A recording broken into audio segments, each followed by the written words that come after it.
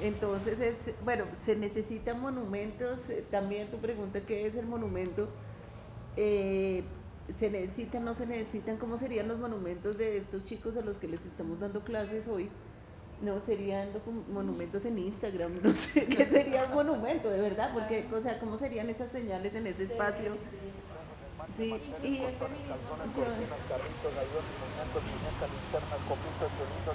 y como esa señora hace un parqueadero y era la dueña del lote, sí, y le llevan todos los monumentos.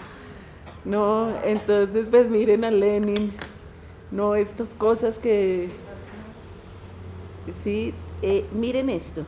Maravilloso.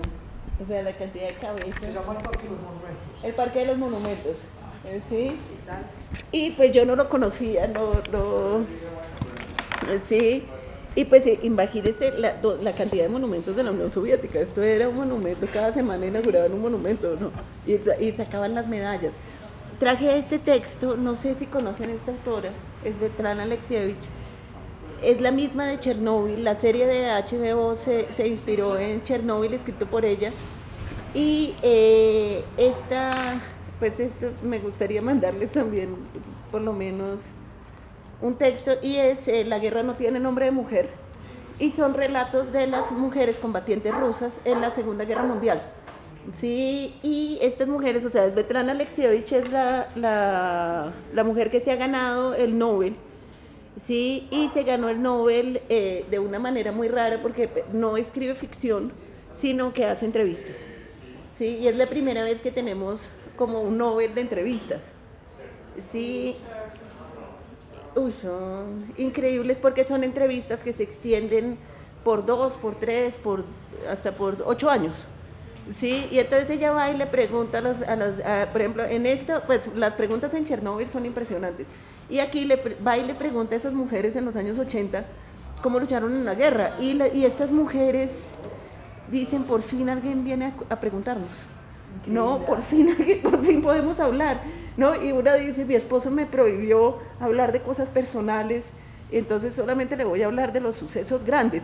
Y Svetlana, no, cuénteme de usted, cuénteme de usted. Y entonces ella puede hablar de sí misma, ¿sí? Y pues hay unas que se devolvieron y a los 20 años tenían todo el cabello blanco. Sí,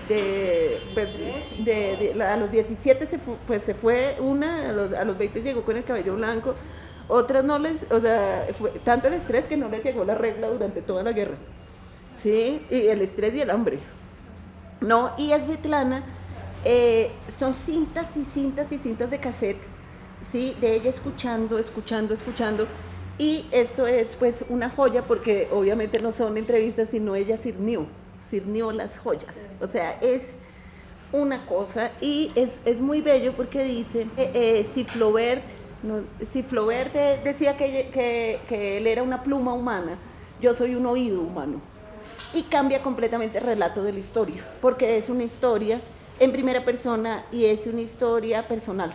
No, esta es la historia de la Segunda Guerra Mundial desde estas mujeres que se fueron y relatan las cosas pequeñas, no las grandes. Entonces sería otra historia, sería una historia que corresponde pues al Parque de los Monumentos Caídos. Sí, que se ven tan humildes ahí tirados. No, también fíjense cómo han golpeado a Stalin. No, Stalin mató a 30 millones de personas, haciendo un cálculo a grosso modo, son 30 millones de personas. Entonces, Stalin siempre está sin nariz, ¿no? Por lo general. Que es de la película Octubre, no de cuando quitan al zar. Sí, que la película comienza pues es una película de los años 20 y comienza con la imagen de estas revolucionarias como los Misak, no, hasta que bajan al zar. Sí, y bueno, pues una de las cosas que uno se encuentra, no, esto en 2017 vuelven a hacerla. Entonces, ¿qué pasó? Sí, y la inaugura Putin. No, entonces, porque es que está pasando un montón de cosas con los monumentos. En ese momento Cristina Kirchner está quitando al Colón. Sí, ¿y qué está diciendo Putin con eso? Jodas. Sí, pero no sé qué más. O sea, 2017, o sea, no, nos mató. Pero es también afirmar Sí, su ego. O sea, sí, Pero es sí. que es como pisar, hacer pichín en el en su territorio. Es como vuelve sus ideas, sus ídolos, su todo lo vuelve a poner. Sí. Y patriarcado, absolutamente. Yo no sé, tengo otra amiga que fue a Rusia y en los textos, por ejemplo, texto para escuela, cómo aprender a nadar. Entonces, para aprender a nadar tienes que hacer así y tirarte. ¿Y cuál es el modelo? Putin. Putin, el libro de texto de la escuela. Sí, así Putin así en calzón de baño. Y uno dice, sí, y bueno, el punto es, fíjense que pasó un siglo, o sea, pasó un siglo, ¿no? ¿Y qué pasó en ese siglo? Y si volvimos al mismo punto, ¿no? Yo pienso que lo que está diciendo Putin es yo quiero ser el zar. O sea, aquí yo soy el zar. Ser el zar. Este es el problema. O sea, ¿dónde estamos? Como estas, digamos que les puse 4 casos, ¿sí? Pero esta Juana Zurduy, o sea, ¿para qué quitamos a Colón si vamos a reemplazarla por otro monumento? ¿Y quién le regala el monumento a esta mujer para que lo ponga? A Cristina Kirchner. No, que le van a Evo Morales. O sea, es como... no. Sí, y aquí dice que cómo debería ser.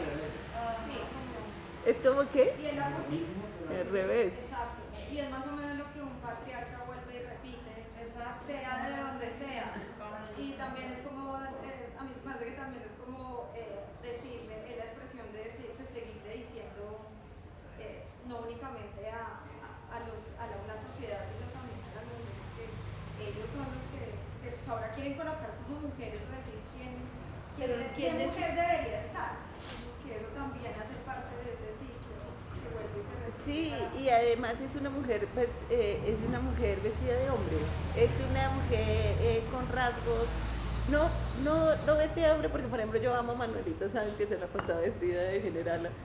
Sí, pero hasta qué punto esto no es lo mismo pero al revés, o sea, y es masculino, o sea, es patriarcal. Sí, nuevamente.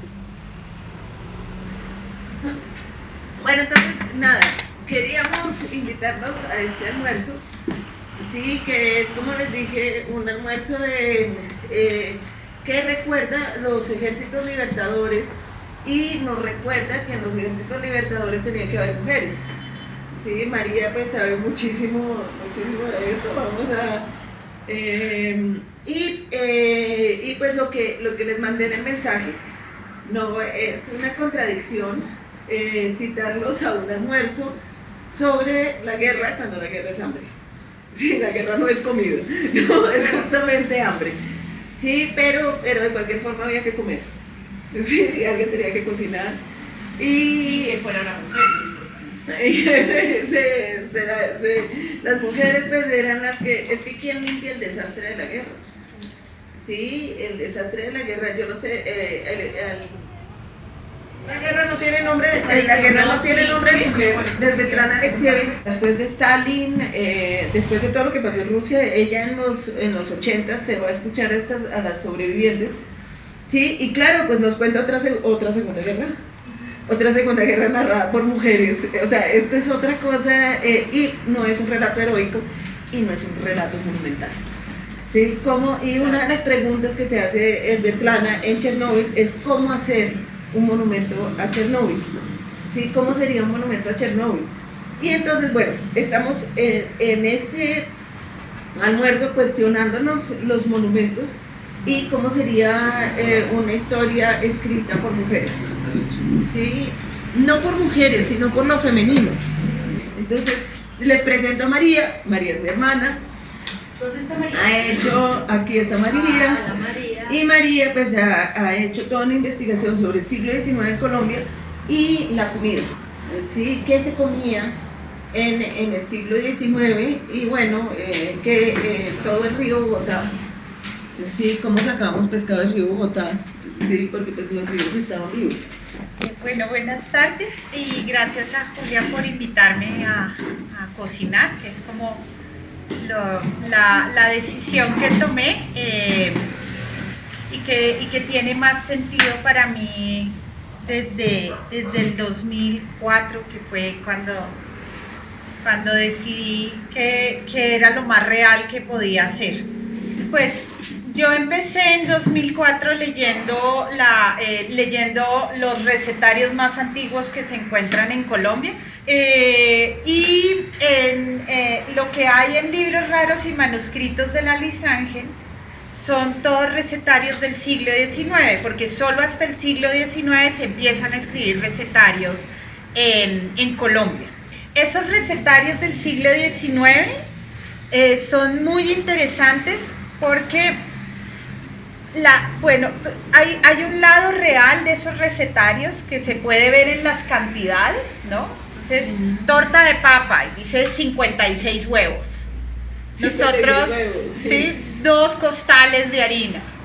Nuestras recetas no pasan de 4 huevos, ¿no? Entonces uno ahí mismo tiene una imagen de la casa. Sí, claro, ¿sí? todo es increíble.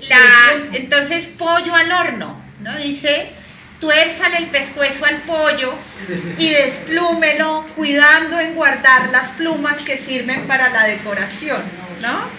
Entonces, eso es otro mundo, ¿no? ¿Cómo conservar la mantequilla?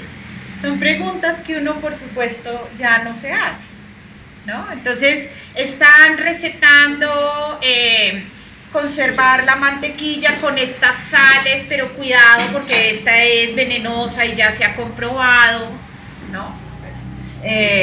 Entonces, no la conserve en hierro porque el hierro se le oxida, consérvela en eso, no, es una época sin nevera, por supuesto, uno no se pregunta. ¿Cómo? Las carnes es cómo sacrificar el cerdo, ¿no? Si va a ser cerdo. El animal no se guarda vivo. El animal se lleva vivo. Eso me llevó, supongamos, a leer sobre las campañas conquistadoras, porque uno en el libro del colegio tiene a Gonzalo Jiménez de Quesada solo, ¿no? En su pedestal. Pues esto eran ríos. Las campañas libertadoras, libertadoras las cuento después, las campañas conquistadoras tienen la lista, son 800 indios de a pie, 200 españoles, nunca hablan de las mujeres porque todas tenían una profesión alternativa en la campaña que servía para mantenerse muy bien y que no impedía casarse después, porque ser blanca aseguraba matrimonio, ¿sí? Así hubieras tenido una vida de campaña un poco intensa en las noches. 800 cerdos, 500 vacas, 1000 gallinas. Esa es la lista de la campaña. 300 barriles de garbanzos, 500 cajas de agujas e hilos. Los animales iban a pie. Entonces, nadie los iba a cargar. ¿Quién iba a cargar un cerdo? Claro. ¿Quién iba caminando al lado de Gonzalo Jiménez de Quesada? Y lo que pasa en los llanos y en las selvas es que se pierden muchas vacas. Entonces acá empezamos a tener todo un ganado silvestre, que luego los cimarrones, los negros autoliberados, iban y cogían y llevaban a los palenques. Entonces uno en esa época empieza, en el siglo XVII, XVIII, puede cazar vacas y cerdos salvajes, que empiezan como hoy en día los hipopótamos a invadir nuestros parajes y a sobrevivir ferazmente, ¿no? Entonces nunca hubo un hombre solo a caballo, hubo un río conquistador. Y uno se pregunta, pero ¿cómo llegaban las vacas a tierra firme? O sea, traían cuántas vacas en el barco desde España. Claro, Pues- y pobres vacas en mareo en el barco. traían sementales Sí. y una vaca y unas vacas, un semental y 5 vacas que tenían prioridad en alimentación y agua. Y llegaban a Cuba, que era el sitio de reproducción de los animales. Y de Cuba se distribuía. ¿Y por qué la conquista era tan feroz? Porque Gonzalo Jiménez de Quesada, o estos de cuyos nombres nos acordamos, Sí. hipotecaban su finca o los bienes de toda su familia en España.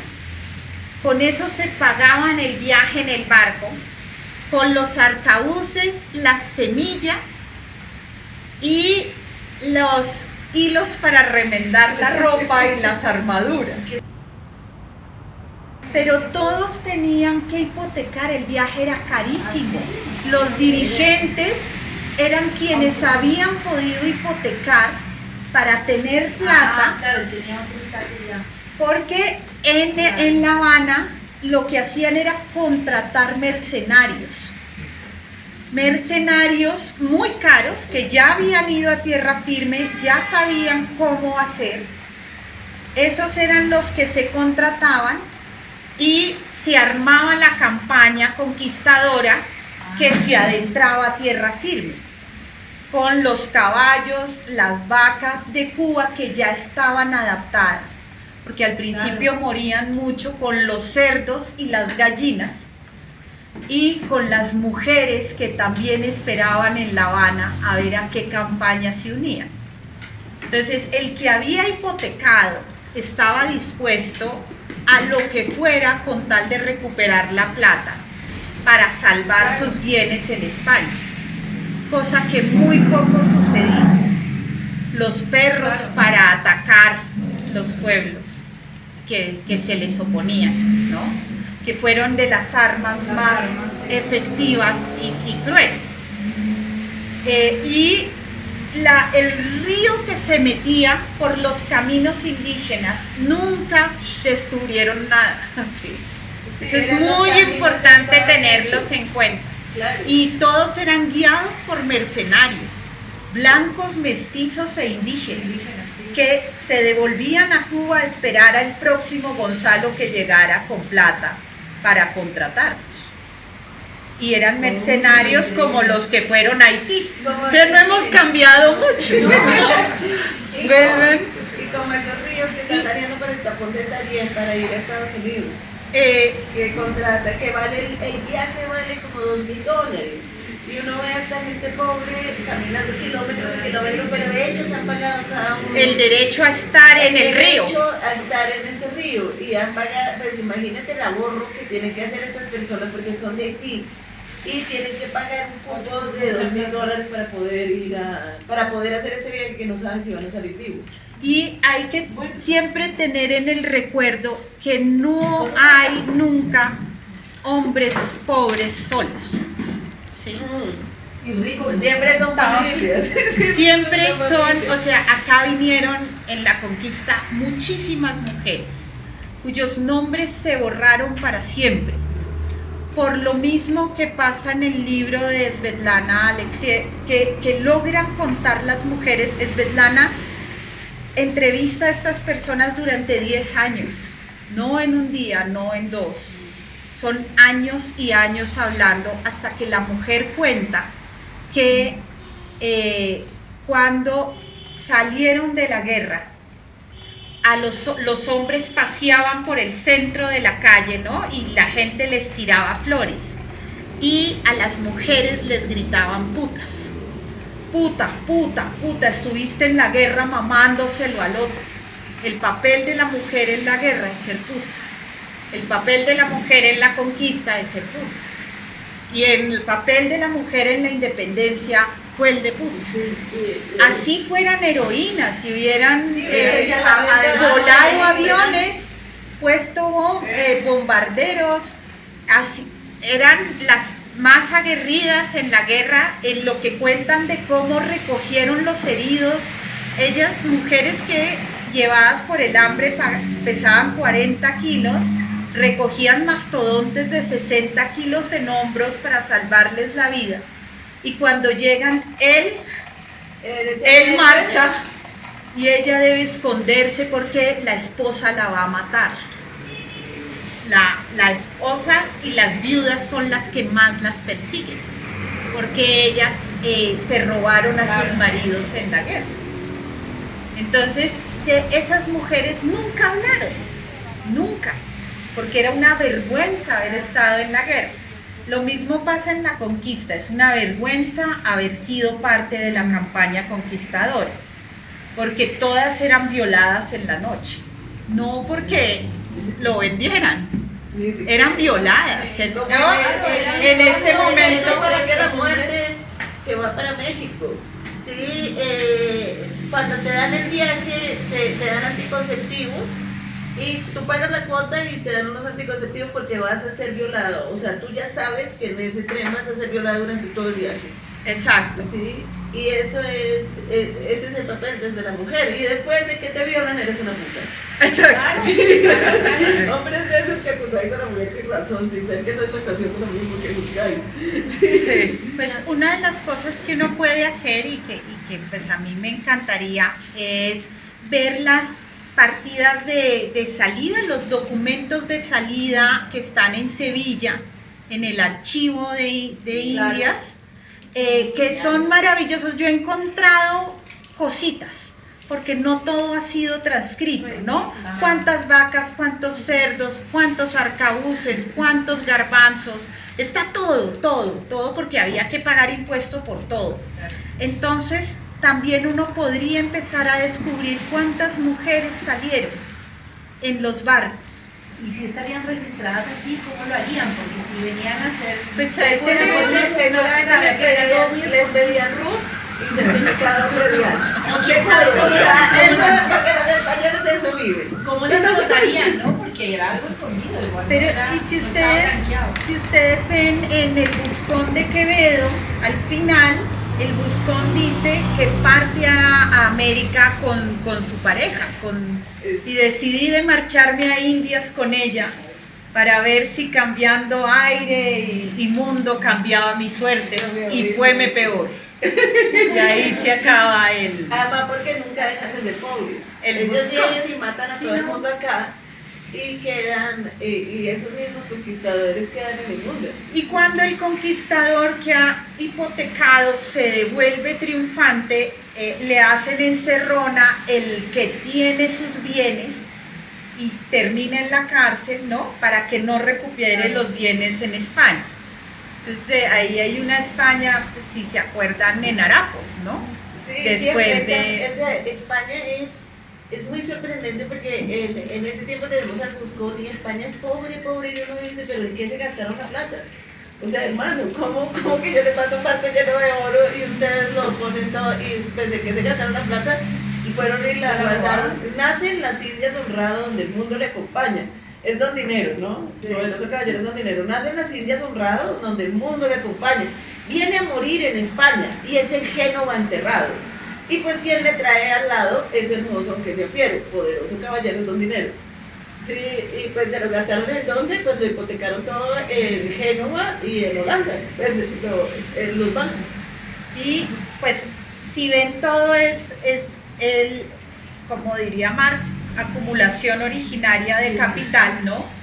Y la fuerza de hipotecar las tierras de España y venirse acá a recoger oro, que es nada. Que es nada. Mataban tanto oro y por ejemplo en la extracción de caucho, que tenían que volver los barcos y el barco no puede volver vacío porque se vuelca. Sí, y entonces nos mandaban piedras. O sea, nosotros les mandábamos oro y les mandábamos caucho y nos devolvían piedras y comenzaron a hacer con esas piedras las calzadas. Sí, comenzaron a hacer algo con las piedras, porque ¿qué hacían? Pero es tanto el saqueo que nos matan piedras porque ¿qué más hacen? Entonces, en los libros del siglo XIX empecé a encontrar, y leyendo libros de costumbres del XIX, empecé a encontrar referencias a lo que llamaban las Juanas, que Julia muestra los nombres que hay en otras partes, todas muy picarescas y muy jocosas, ¿no? Porque es el papel de la otra, o es el de malvada o es gracioso, ¿no? Hay dos mujeres, María Magdalena y la Madre de Jesús. Esos son los dos tipos de mujeres, la mamá y la puta. Sí, o eres mamá o eres puta. Sí.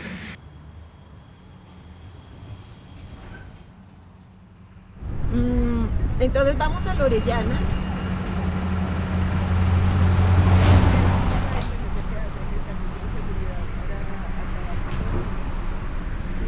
El Estatuto de Seguridad, ¿qué es? Es un decreto que se hace en 1978 y que le da facultades al ejército para invadir casas y no judiciales.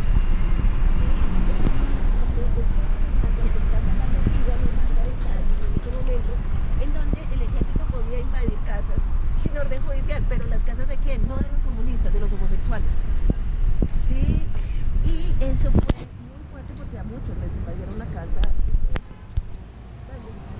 Y la segunda parte del Estatuto de Seguridad, entre muchas otras cosas, era que le daba facultades al ejército para hacer interrogatorios que solamente queda registro oral, mejor dicho, sin registro.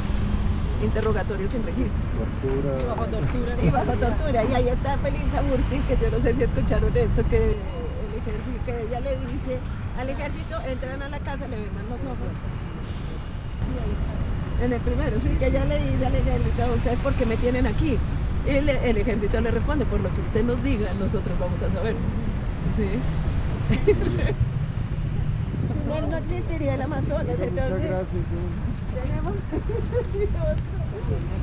sí, eso es una intervención que hicieron, pero pues para ir teniendo una... Para convertirlos en Léelo acá, mi amor, sí, pero léelo.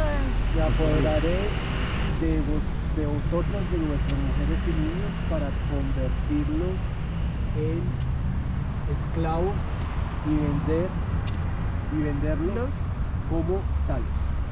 Ya. Ah, Sí, y puede ser una frase de él, o sea, no es necesario que se lo hayan inventado. Sí, o sea, pues aquí tenemos el típico pedestal, miren los todo geométrico. Sigurat. ¿Qué? Parece un sigurat. Sigurat. De esos de los que tenían en Siria. Mesopotamia. En Mesopotamia, No, Sigurat. no. Sí, Mesopotamia. Pero se parece a algo que le gustaría a Mussolini. ¿Puedes leerlo acá? Mira la tipografía del puntos. Sí, es raro.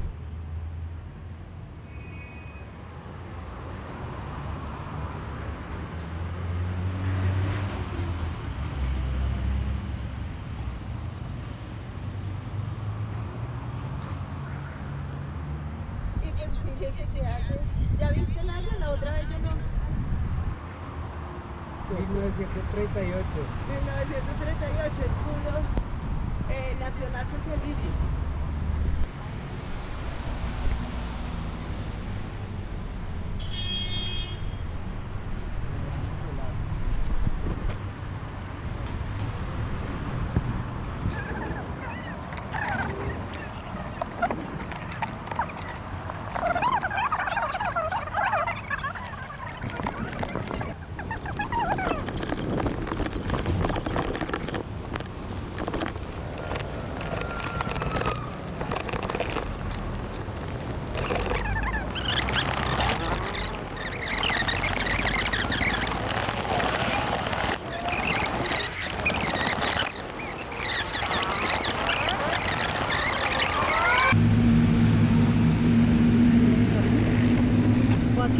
Joaquín. ¿Viene? No, carnecito para... Pero ¿y por qué no podemos pasear por el parque? Pues lo que pasa es que allá están los indígenas. Pero si somos un grupo... Pues el allá parque ya es está el libre. ESMA pegándole a los indígenas. Pues aquí los del ESMA están allá a ver si se corre. Y arriba si ustedes se van a subir ya es más peligroso arriba.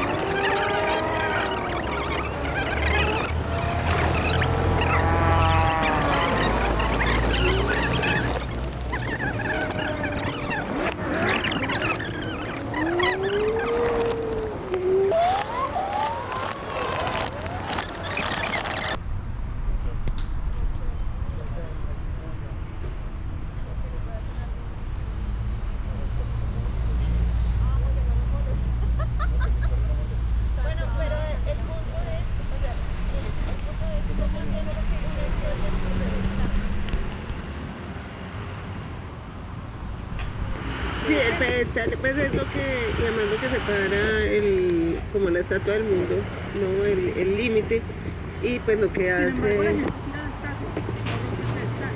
porque es un poco más difícil, ¿no? El marca.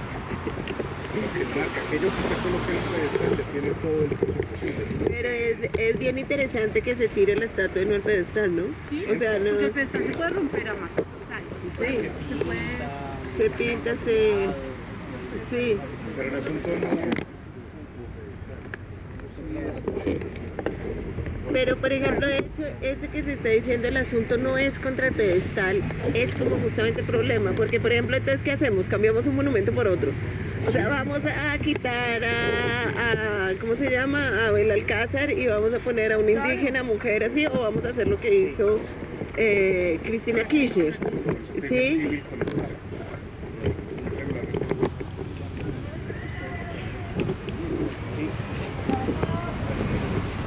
Pero sería, o sea, pero el interés en este momento en la historia es irnos contra el pedestal, Claro, es el pedestal, el marco. ¿no? El marco es el soporte, pero es el símbolo, o sea, tenerlo arriba. Sí. Es que el pedestal creo que le da como ese estatus burgués de que no se puede tocar. Pues Es sí, lo mismo que cuando una obra está pintada en un muro en la calle en Bosa y después llegan a San Felipe. Entonces como que allá sí la compran, de allá sí vale, pero no sé. el pedestal, y el Entonces, pedestal la me convierte, parece que hace es como la pared. En el caso de este, la pared, el pedestal como lo que hace es como que aislar a una cumbre así simbólica que muchas veces no tiene que ver ni siquiera con los contextos ni nada de eso, sino que solo llega al pedestal a estar ahí, algo así. no, y sobre todo lo separa del mundo, ¿no? Lo separa del mundo y lo vuelve un objeto de culto. Sí, entonces pues sería interesante cómo, bueno, pero esto de cómo hacer esculturas sin pedestal, digamos que se ha hecho desde finales del siglo XIX. Sí, no es algo, ya llevamos 120 años. Es muy curioso porque cómo se hace esculturas sin pedestal a finales del siglo XIX y todos los países de América Latina tienen esta configuración de la nación a través de pedestales en los años 40, que es la época previa a la Segunda Guerra Mundial, ¿no? Y después de la Segunda Guerra Mundial, los monumentos, bueno, sería interesante ver cómo cambia el monumento después de la Segunda Guerra Mundial.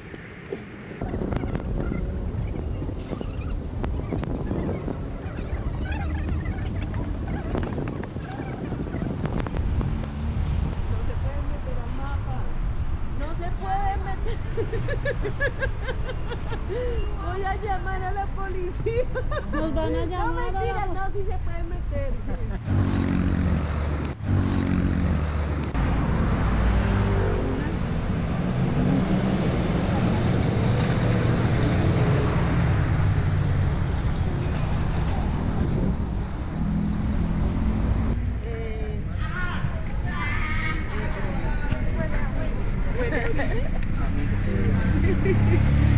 Bueno, nada, hemos hecho este recorrido desde 1914 hasta 1948.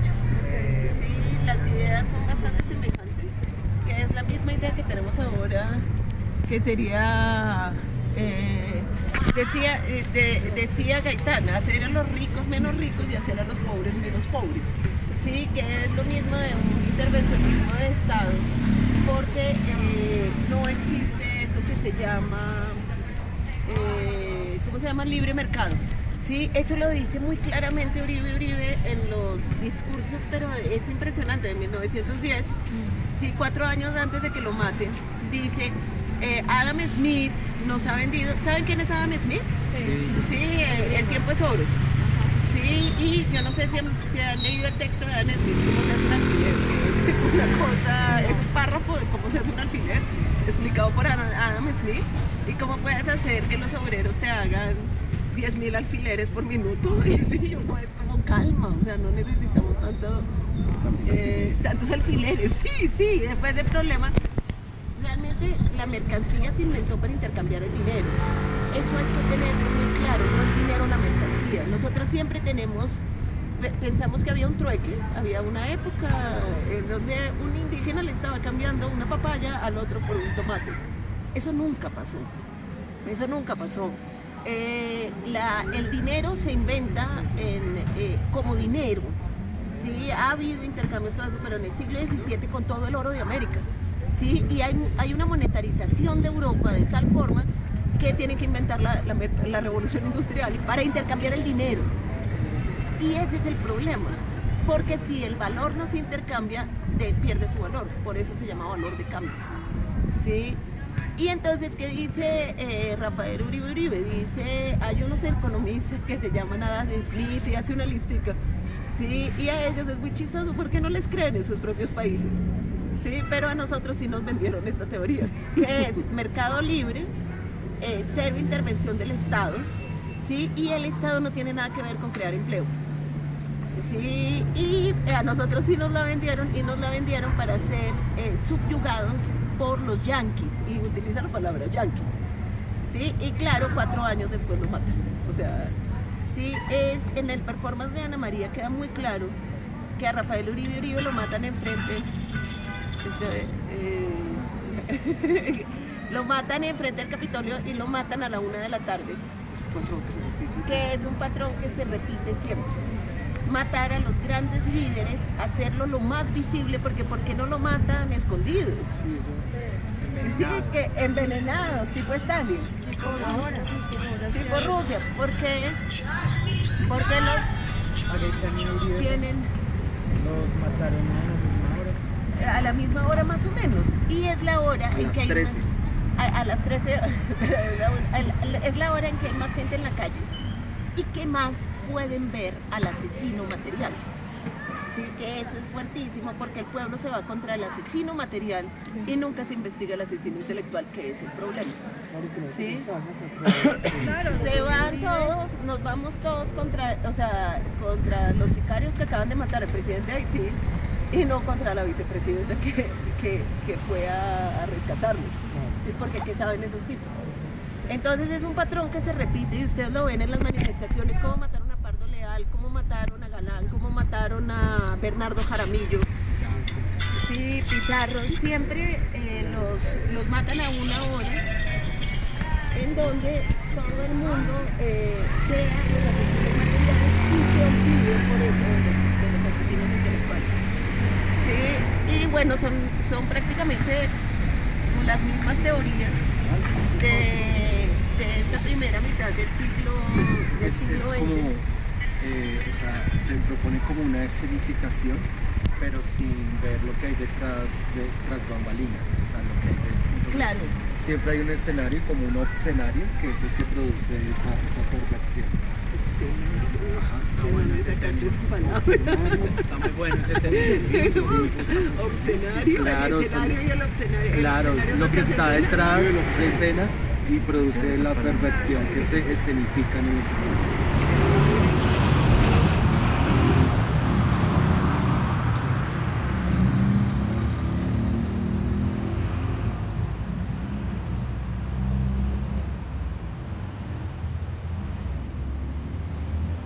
Estas estatuas de los monumentos se hicieron a finales del siglo XIX, principios del siglo XX. No hay estatuas, sí, a los conquistadores en el siglo XVIII, por ejemplo. Sí, en el final de la conquista no hay estatuas a conquistadores. Sí, las estatuas las hicimos nosotros. O sea, eso lo repito mucho, pero es muy importante ver, sí, por ejemplo, un presidente manda hacer la estatua en 1930 y tanto. Sí, manda hacer la estatua de Uribe Uribe y al mismo tiempo la estatua de Gonzalo Jiménez de Quesada.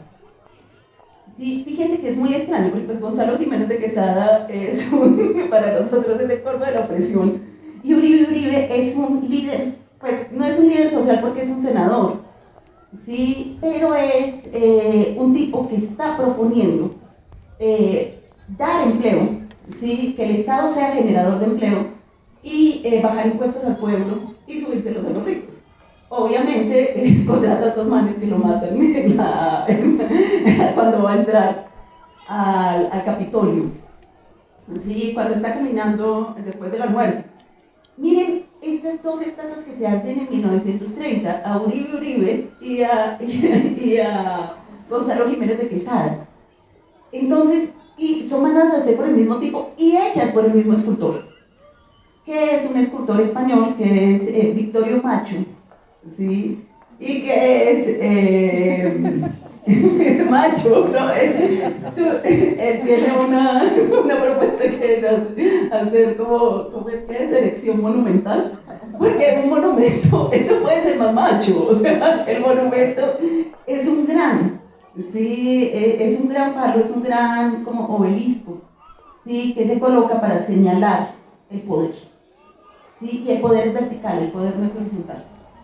Sí, el poder no es anárquico, sí, el poder quiere ser ordenado, sí, y el poder no es autogestionado porque está, bueno, creo que nos van a sacar.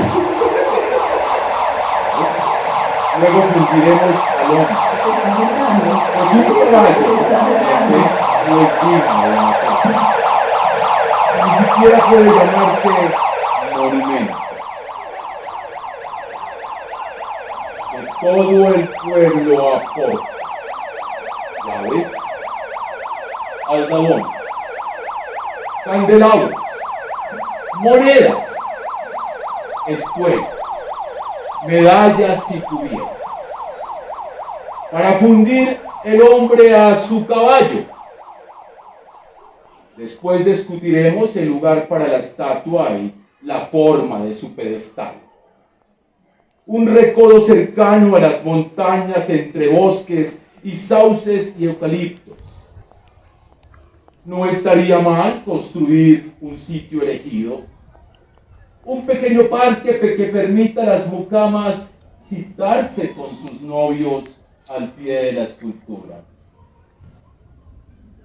Debe amoblarse el espacio con bancas de madera. Los oficinistas comerían emparedados a la hora del receso. Bella, bella, bella será la sombra al mediodía de caballo y jinete. Sobre la granja y el asfalto, las hojas caídas de los árboles tejerán un tapiz crujiente al paso de los estudiantes.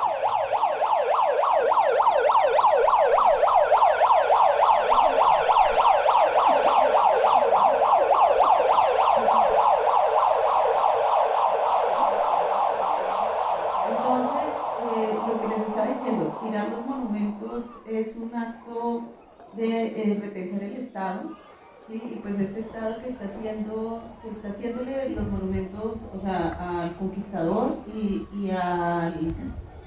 ¿Qué es el conquistador? El conquistador es el que viene a...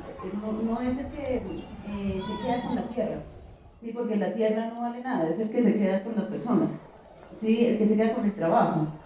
Sí, y como uno se queda con el trabajo del otro, cobrando el impuesto. Sí, entonces hacen una estatua a Gonzalo Jiménez de Quesada y hacen una estatua a Rafael Uribe Uribe en la misma presidencia, ¿no? Años 30, constitución del país, y ellos no ven absolutamente ninguna, realmente no ven ninguna contradicción. Uno lo ve desde ahora y dice, no se ponte de acuerdo con lo que quieren, ¿sí? Pues todos estos conquistadores que son saqueadores, sí, pero que son saqueadores, pero ni siquiera para él, o sea, están todos endeudados, como explicaba María, sí, vienen haciendo unas grandes deudas en Europa, sí, hipotecan las casas, hipotecan todo, pueden conseguir el barquito para venir y después páguenlo, porque se los cobran, o sea, México no alcanza para pagar la expedición.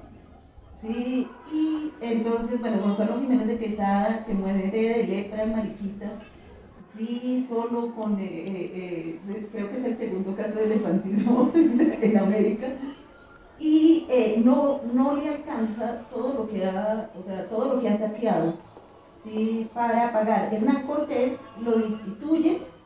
Porque es que fíjense la ralea de saqueadores que tenemos y que ahora vemos con los 70.000 millones de pesos y que ahora vemos con el saqueo constante y general y ilegal, porque es que el problema es que este saqueo es legal, ¿sí? ¿sí? Porque viene desde toda la burocracia de los españoles, ¿sí? Entonces el problema no es el robo ilegal, sino el robo legal, ¿sí? Entonces, bueno, Hernán Cortés ya es el dueño de México y decide irse a hacer una campaña y cuando vuelve se ha quedado sin puestos, no lo quitaron, no, y entonces dice, no puede ser. Entonces se va a España a pelear. Y en España, él cree que lo van a recibir como un héroe, sí, y luego pues lo tratan así, hasta tiene que escribirle muchas cartas al rey para que lo reciba. Y cuando lo recibe, Carlos V le concede el título de Marqués de Oaxaca. O sea, por favor, o sea, hagámosle que ya se le está el título al Marqués de Oaxaca. Imagínense que a mí me concedan el título de marquesa, ¿de dónde? De Tunja, yo sé, de La Guajira, marquesa de La Guajira. Y ni siquiera ese título le da la potestad de reclamar impuestos. Sí, los títulos de nobleza siempre te liberan de impuestos. Sí, por eso todo el mundo quería ser noble. ¿Sí? Te exoneran los impuestos, ¿sí? Pero el punto es, aquí se vendían sobre todo títulos no de nobleza, sino títulos de alcalde, títulos de corregidor, pero no les estoy diciendo que se vendían ilegalmente, no, habrían la cosa, vale tanto ser corregidor de Quito, y está todo documentado, sí, y bueno, le daré el título de Marqués de Oaxaca. Habrían licitaciones. No ha cambiado mucho, habría licitaciones. El punto es que es muy semejante, o sea, entonces, bueno, y después de Hernán Cortés, Hernán Cortés le da un ataque de furia, mata a la esposa, así como este señor, Carandré, tiró a la metiendo por la ventana. Fue un caso muy semejante, ¿sí? Y entonces la corona le hace juicio por matar a la esposa, ¿para qué? Para no tenerle que dar el título, ¿sí? Dar el cargo público, porque ya están otros saqueando el México. Sí, ya se quedaron con el puesto de él. Entonces, y después, entonces, nosotros le hacemos estatua a estos tipos, a estos saqueadores, pero estos saqueadores, y nos inventamos esa historia en 1930. ¿Sí? Desde 1880 hasta 1930 nosotros nos estamos inventando esa historia. Una historia que pues efectivamente no existe, los tipos eran unos ampones, pero unos ampones pobres, además. Y son los saqueadores. O sea, esta historia del saqueo, lo que estamos haciendo con derribar los monumentos, ¿sí? Los MISAC derribando los monumentos de Gonzalo Jiménez de Quesada, no es un problema con Gonzalo Jiménez de Quesada, ¿sí? Es un problema con el saqueo sistemático de los trabajadores. Sí, porque pues aquí saqueas, o sea, ¿quiénes son los que pagan impuestos? Ayer leía, los impuestos no están hechos para redistribuir la riqueza, están hechos para asegurarse de que aquel que vive de su propio trabajo jamás pueda vivir de una renta. El punto es que esto de los monumentos no es un problema con el pasado, ¿sí? Es un problema con el presente. Sí, es un problema de ahora nosotros que estamos haciendo y pues estos muchachos que les acaban de destruir su único monumento, que era el monumento a los héroes, ¿sí? Que los acaban de dejar sin lugar. Estos muchachos van a salir a pagar impuestos y a no tener empleo, ¿sí? Y con unas condiciones de empleo, yo pienso que ya van a comenzar a contratar por minuto. No, yo me denomino Uber Teacher.